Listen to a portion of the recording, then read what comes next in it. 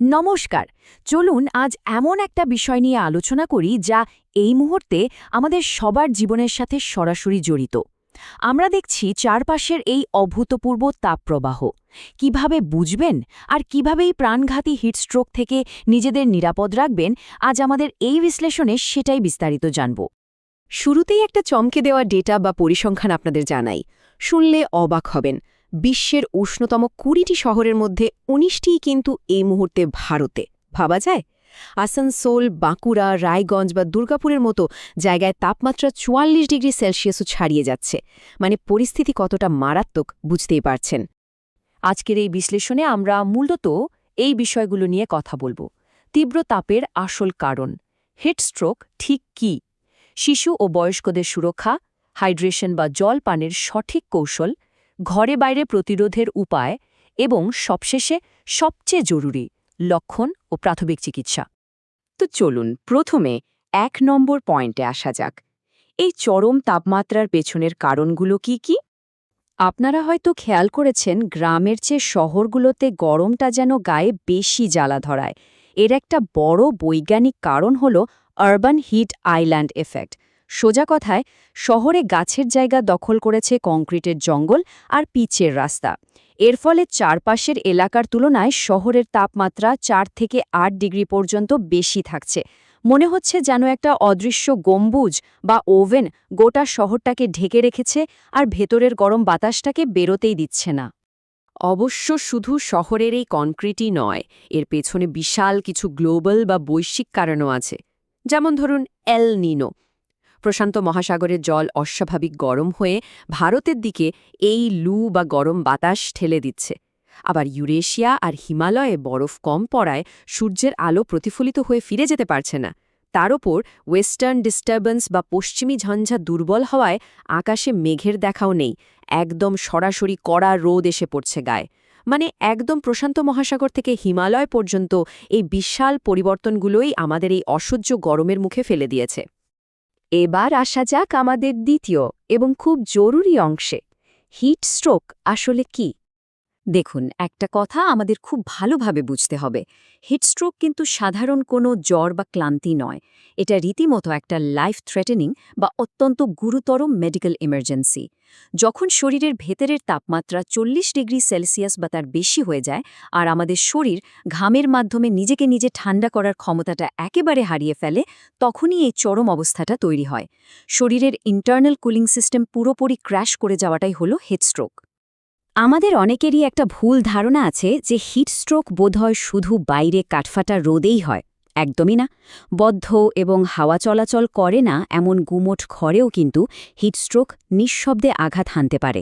তাই ভেন্টিলেশন নেই এমন বদ্ধ ঘরগুলো চরম বিপদের জায়গা হতে পারে। আমাদের আলোচনার ৩ নম্বর বিষয়, ঝুঁকিপূর্ণ মানুষদের সুরক্ষা।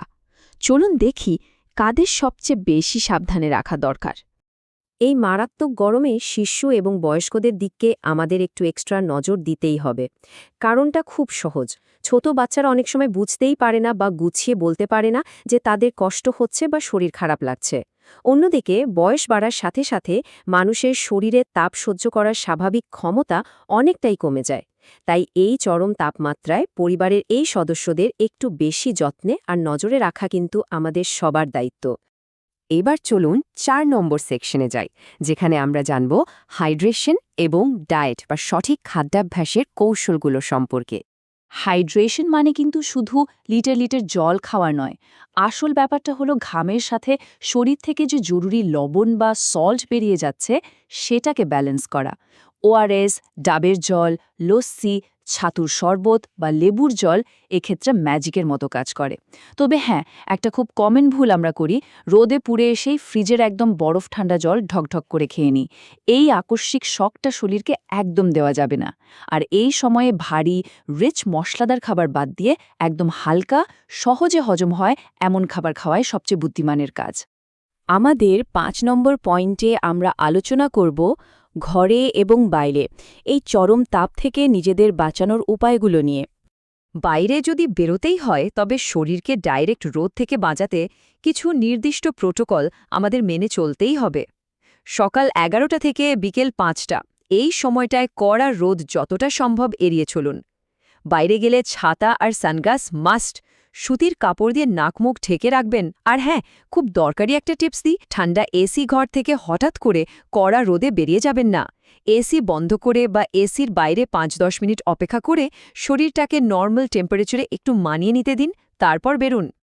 যাদের পেশার কারণে বা কাজের প্রয়োজনে এই চড়া রোদে বাইরে থাকতেই হয়, তাদের জন্য কিন্তু বিশেষ সতর্কতা দরকার। একটানা রোদে কাজ করা আক্ষরিক অর্থেই বিপজ্জনক। মাঝে মধ্যে একটু ছায়ায় গিয়ে জিরিয়ে নেওয়া বা বিশ্রাম নেওয়াটা এখানে কোনো অপশন নয়, বরং বাধ্যতামূলক। শরীরকে একটু ঠান্ডা হওয়ার সুযোগ দিতেই হবে।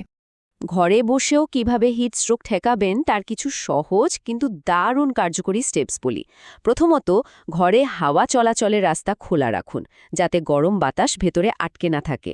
শরীরটাকে চটজলদি ঠান্ডা করতে দিনে অন্তত ২ বার স্নান করতে পারেন। আর আগেই যেমন বললাম, খাবার দাবার একদম হালকা রাখুন, যাতে খাবার হজম করতে গিয়ে শরীরে অতিরিক্ত মেটাবলিক হিট তৈরি না হয়। এই ছোট ছোট কয়েকটা কাজ কিন্তু বড় বিপদ থেকে বাঁচাতে পারে। এবার আসি আজকের বিশ্লেষণের সবচেয়ে ক্রিটিক্যাল বা জরুরি অংশে, ৬ নম্বর পয়েন্ট, লক্ষণ এবং প্রাথমিক চিকিৎসা। কিভাবে বুঝবেন বিপদের সময় ঘনিয়ে আসছে? এই আর্লি ওয়ার্নিং সাইন বা প্রাথমিক লক্ষণগুলো খুব মন দিয়ে খেয়াল করুন। হঠাৎ করে খুব মাথা ঘোরা, প্রচণ্ড মাথা ব্যথা, বুকে চাপ লাগা, বমি বমি ভাব আর চরম দুর্বলতা, এগুলো একদম অবহেলা করবেন না। এর মধ্যে সবচেয়ে বড় রেড ফ্ল্যাগ বা সতর্ক সংকেত হল শরীর অসম্ভব গরম কিন্তু হঠাৎ করেই ঘাম হওয়া বন্ধ হয়ে গেছে। এর মানে শরীর তার কুলিং পাওয়ার হারিয়ে ফেলেছে। এমনকি প্রেশার ড্রপ করে হঠাৎ অজ্ঞান হয়ে যাওয়ার মতো ঘটনাও ঘটতে পারে। যদি দুর্ভাগ্যবশত কারোর মধ্যে এমন লক্ষণ দেখেন, তবে একটুও ঘাবড়াবেন না। সাথে সাথে রোগীকে হাসপাতালে নিয়ে যাওয়ার প্রস্তুতির পাশাপাশি এই ফার্স্ট এইড বা প্রাথমিক চিকিৎসার ধাপগুলো শুরু করে দিন। প্রথমে মানুষটিকে কোনো ছায়াযুক্ত বা ঠান্ডা জায়গায় নিয়ে যান। তার গায়ের জামাকাপড় একটু আলগা করে দিন, যাতে শরীরে হাওয়া লাগে। চোখে মুখে বারবার ঠান্ডা জলের ঝাপটা দিন। ঘাড় আর মাথায় ঠান্ডা জলের স্পঞ্জ বা আইস প্যাক লাগান, যাতে শরীরের তাপমাত্রাটা দ্রুত নামানো যায়। আর হ্যাঁ, এই সব কিছুর মাঝে যত তাড়াতাড়ি সম্ভব তাকে কাছের হাসপাতালে নিয়ে যেতে হবে। মূল সোর্স বা তথ্য থেকে একটা কথাই খুব পরিষ্কারভাবে উঠে আসছে, হিটস্ট্রোক কিন্তু বলে কয়ে আসে না, কোনো নোটিশ দেয় না। কিন্তু আপনার আমার একটু সচেতনতা, একটু সতর্কতাই পারে একটা তরতাজা প্রাণ বাঁচাতে। এই নীরব ঘাতককে হারাতে গেলে আমাদের আগে থেকে সতর্ক থাকা আর দ্রুত ব্যবস্থা নেওয়ার কোনো বিকল্প নেই। তাহলে শেষ করার আগে আপনাদের কাছে আমার একটা প্রশ্ন রইল। বিশ্বজুড়ে এই যে তাপমাত্রার একের পর এক রেকর্ড ভাঙছে, এই নতুন জলবায়ুর চরম বাস্তবতায় টিকে থাকার জন্য আমরা কি সত্যিই আমাদের রোজকার জীবনের অভ্যাসগুলো বদলাতে প্রস্তুত? সময় এসেছে একটু গভীরভাবে ভাবার আর বদলে যাওয়ার। সবাই খুব সাবধানে থাকবেন, সুস্থ থাকবেন।